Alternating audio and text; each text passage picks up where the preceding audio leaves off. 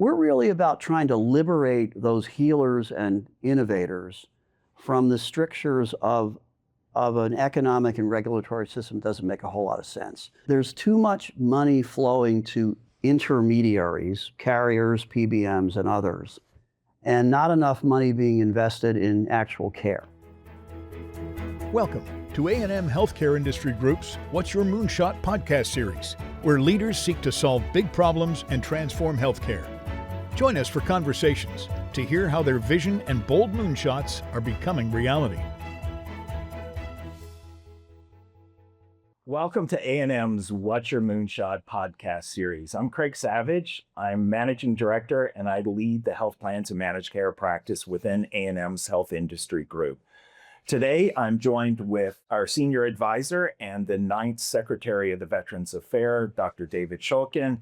Today, we're interviewing Robert Andrews, CEO of Health Transformation Alliance. Thank you.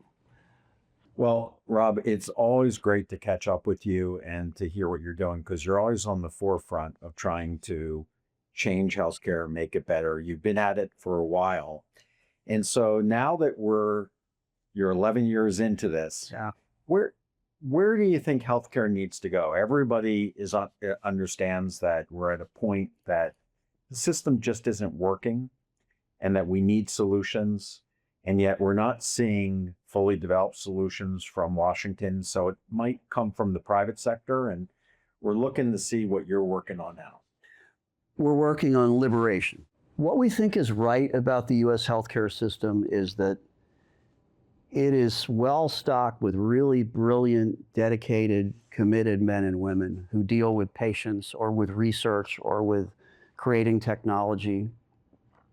And the result of that is astonishing. Cancer remission rates, preterm babies that would have died 5 or 10 years ago now thriving. It's just amazing and wonderful things are happening despite our legal and regulatory infrastructure, not because of it. So we're really about trying to liberate those healers and innovators from the strictures of an economic and regulatory system. Doesn't make a whole lot of sense. Put another way, there's too much money flowing to intermediaries, carriers, PBMs, and others, and not enough money being invested in actual care. So the extent that we can use our checkbook, our members collectively spend $45 billion a year in the US healthcare system. The extent that we can use our checkbook to encourage that kind of disintermediation, that's what we're all about. You know, if I didn't know you better and know your history, I would say that sounds a lot like what the president has been saying. Yeah. Which is give the people the money, not to the middlemen, but let them make these decisions about where to spend. Are you actually aligned with that strategy? Yes, something I would not have said if I was in my prior life. But look, I think that there is a bipartisan consensus around the principle of transparency and letting markets work. Now, AOC would define that differently than Lindsey Graham would, but I think that they're both headed down the same road. So look, if I buy a new phone plan, I know with great specificity what I'm getting for it, what my warranties are, what happens if I drop my phone in the bathtub or whatever. But if I wanted to figure out who the best pediatric surgeon was for my grandson to have an ear operation, where am I going to find that information? I think people left and right agree that that's something that ought to be fixed. And so, I do agree with the president's direction on this, that if the money goes more to the spenders, the users of the system, and that spending is accompanied by the kind of relevant transparency we ought to have, you get a better system. Right. So let's go deeper on that, Rob. So you lead an organization that brings together a large group of employers. Employers are some of the single largest purchasers of healthcare, but the experience and the outcome is not what it could be, to your point. Right. So how does the Healthcare Transformation Alliance, what specifically is your moonshot? And tell us a little bit more about that. Our moonshot is to make rocket fuel for a lot of innovators. So let me give you an example. We continue to have a problem across the country in preterm births. moms who could go to full term, but for various genetic or comorbidity reasons or behavioral reasons do not. We all know that the human and economic cost of preterm birth is very, very high. We don't see our role as discovering ways to help more moms go to full term and keep babies out of the NICU. We see our role is fueling the innovators who are thinking about ways to do that. So here's an example. We've familiarized ourselves with a company that has a blood test that's proven to be quite accurate on predicting the likelihood of a preterm birth. But the number one predictor now, by the way, is did she have one before? Right. But if this is the first time a woman's been pregnant, this blood test has remarkable accuracy. Well, but it's not covered by insurers right now. So if an OB writes a script and says, I want this test done on my patient, it has to come out of pocket for the patient. So the script probably doesn't get written. We see our opportunity here as using our leverage with carriers to say, all right, is there a clinical reason that you're not covering this test? The answer appears to be no. A more cynical interpretation might be because they don't own the test company, they're not covering it. Whatever the reason is, we want the test covered if it's clinically sound. And what that does in terms of rocket fuel, more moms go to full terms. Lower cost. Lower costs, fewer babies in the NICU. Baby goes home on the second day instead of the second month. So we are in the rocket fuel business. And what we want to do is help the many, many people out there that are doing moonshots win if their moonshot is worth it. It almost sounds like you're a venture capital firm in terms of trying to figure out what type of innovations make sense, which ones are going to work and which are going to scale. Is that really you're evaluating these new companies? That is precisely right. And whereas a fund would contribute cash, we contribute customers.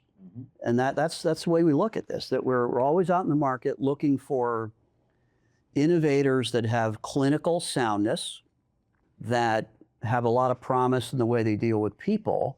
And where we find them, what we try to do, again, if the clinicians more competent than me would say it's the right thing to do, is to get them customers. So have moms take the blood test so that the company can thrive and succeed. So we do think of ourselves that way, yeah. Now, Rob, you would like to think that managed care companies would be thinking that way too, that they want to adopt the technologies that are going to help improve outcomes and lower costs, and that provider systems would want to. But you're doing it from the employer angle. Do you feel that the employers are really the right ones to be pushing this, or do you feel like ultimately the managed care companies and the provider systems are going to catch up? All of the above is our opinion, but I don't think the managed care companies and provider systems are going to catch up as long as the fee-for-service model is the way they pay their bills. If I were a fiduciary for a hospital system, which I'm not, and my strategy person came in and said, we should walk away from fee-for-service and put all of our efforts into population health and managed care, I'd probably vote to fire them. Because the harsh reality of keeping the doors open every day is that we have a fee-for-service system under which you have to compete and win. So we see ourselves, back to rocket fuel, as fueling the rocket that would say to a provider system, if you build the infrastructure for avoiding preterm births, better managing type 2 diabetes, identifying behavioral health problems before they become crises, if you build that, you will be rewarded on your P&L. And we think that as a consumer that we can help make that happen. So I think one of the advantages, or at least one of the things that I see as a significant opportunity, is the opportunity to aggregate that employer data and insights to make better decisions. So tell me a little bit about how the data and the insights from your employer groups help you to make different decisions. The data don't lie and they don't have a point of view. Right.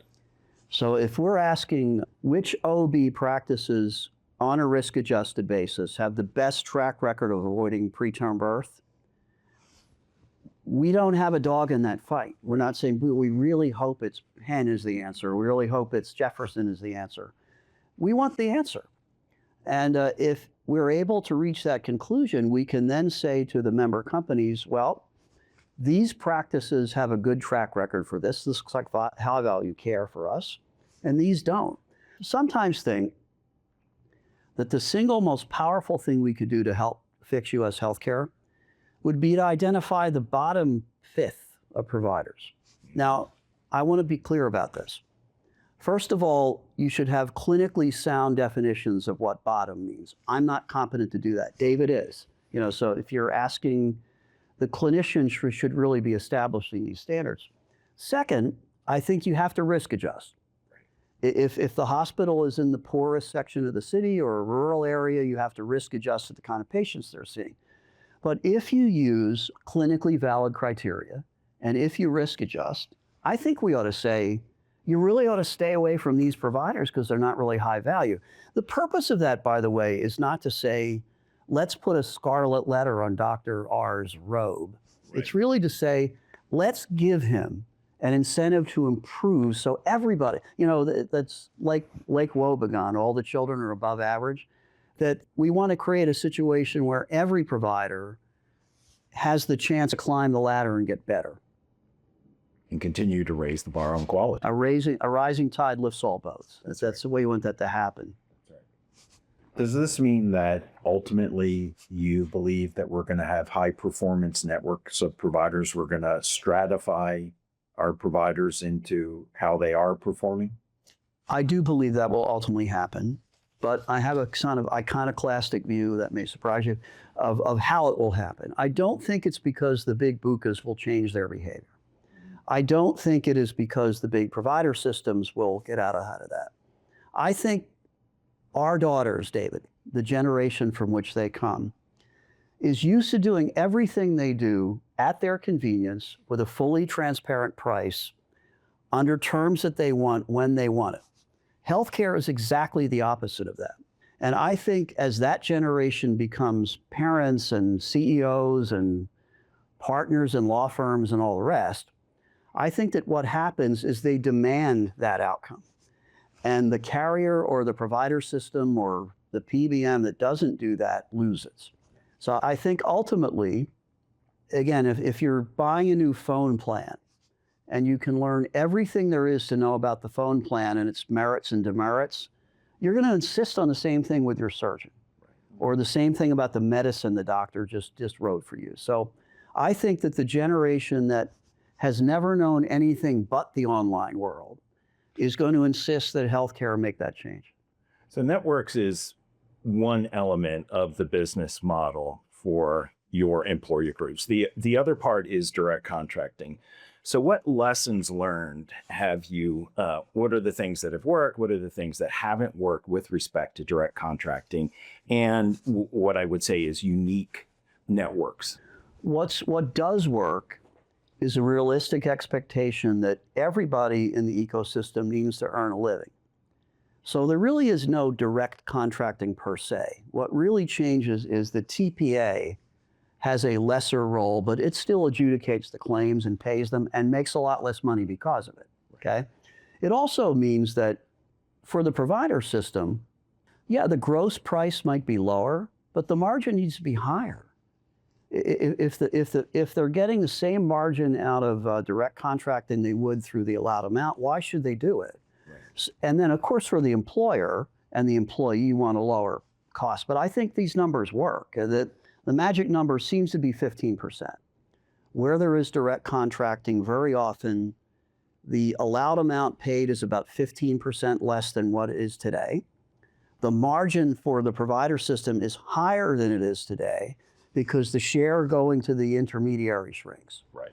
And so if you do that right, it works. What doesn't work, conversely, is a fragmented system. If you were to say to a national employer, say Marriott, well, for your employees in the New York region, there's a deal with Northwell or Montefiore or Presbyterian, whomever, but that's not available in Chicago or San Francisco. They don't want that. They really do want equality of opportunity among their employees. If you get an employer with a large footprint, one of our great members is 32BJ, the SEIU Taft-Hartley plan. And they have done very successful direct contracting with two major New York City-based systems because they've got 200,000 lives in New York. So the direct contracting, first of all, is a bit of a misnomer. It's really a system where the intermediary plays a smaller and less expensive role. And it works when the provider and the employer and employee both win. You know, Rob, the way I look at it, we haven't had major healthcare policy reform probably since 2009 with the Affordable Care Act. And I wonder if you could go back in time when you were serving in Congress, knowing what you know now, do you think that we should be waiting for new health policy reform coming out of Congress? And if so, what type of policy would that be to help see and to help transform your vision to being a reality? If I could do one thing in health policy right now, and it would have been hard to do in 2009, but I wish we had tried, I would want a system where, bear with me for a moment, Medicare recipients in regular Medicare who opted for a high-value network would pay a zero Part B premium. So imagine if Dr. Oz and his colleagues could go to the American public and say, if you agree that your choice of providers in your market will, except in an emergency, will be limited to these high-value providers, again, defined by clinically sound, risk-adjusted data. The Part B premium that goes out of your Social Security check gets zeroed out. Now, I think what would happen here is the hospital industry would have a bit of a conniption. And they would, you think they're fighting over the 2.3% rate? What do you see this? But I do think this would have a seismic effect on the system, because the way you would then win under that system, if you're a provider system, is get good. Be really good at solving MSK problems for 64-year-olds. You know, get really good at managing type 2 diabetes for 71-year-olds. If you see what appears to be a personality sadness turn into a acute behavioral health disease, do something about it, because you're going to get rewarded for it. And I think that's what I wish we had done in the Affordable Care Act. What we did, and I'm very proud of it, was to make affordable access available to tens of millions of people to a system that, again, provides terrific care, but isn't very rational when it comes to cost and measurement of value. So that's one. We shouldn't wait for Washington to do that, by the way. I just think that I see U.S. healthcare as a tug of war. And on one side of the rope is people who want a pay-for-outcome system, and the other side of the rope is people who do not. And I just look for people who will pull our side of the rope, and whether they're in the private sector, the public sector, I'm for it. Say one more time, though.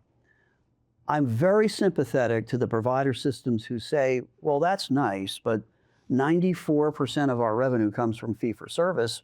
What would you like us to do? And my answer would be, well, keep doing what you're doing, but let us try to change it together. Right. So, Ram, I'm going to put you on the spot. So if I've lived on the spot for a long time.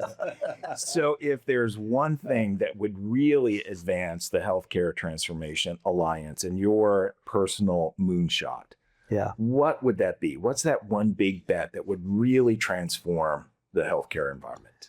We would like to have a grok for health benefit managers.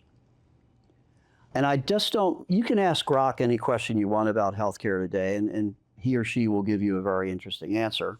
But Grok doesn't have access to your data at your company, nor does it have access to data against which it could benchmark. We do. So we would love to be able to go to the men and women who are benefit leads across the country and say, and I say this with all due respect to the consulting industry, without spending hundreds of thousands of dollars on the consulting industry, if you want to ask the question, how does our cancer screening program match up against our competitors? You'll get an answer, and you'll get some intelligent suggestions about what you might do about that. That is our moonshot that we think would produce a whole lot of rocket fuel. One of our members, and I don't think they'd mind if I say it, Prudential, should be very proud of this. Our book of business shows that the full remission rate for cancer is about 42%, which we measure by someone still alive, still on the plan, but not receiving cancer care anymore. Prudential is 64%. Oh my goodness. And not surprisingly, Prudential has a much higher screening rate for breast and prostate and the other common forms of cancer. We know how Prudential did that. We'd like our members to be able to ask, without spending $500,000 on a consultant, how Prudential did that. I think if what this does is that you got to remember, health benefit managers have twice the work with half the headcount and 5 times the pressure. These are people under enormous stress every day. Now I got to worry about who works at home and who comes into the office. And so some new solution to them probably has no bandwidth for them to really take a look at. One of the ways we think you can free up that bandwidth is the Grok for benefit leads. So we'd love to do that, and we're trying. Well, you've given us a lot to think about. You always have these big ideas you're working on, and it's really important. So thanks. Appreciate what you've done, David. I always tell people, I have a friend who served both Barack Obama and Donald Trump in the cabinet, and they say, is this a Martian or who is this person? So it's among the many things you've done. I sure do admire that. Thank you so much. Rob, it was a pleasure. My pleasure. Thank you.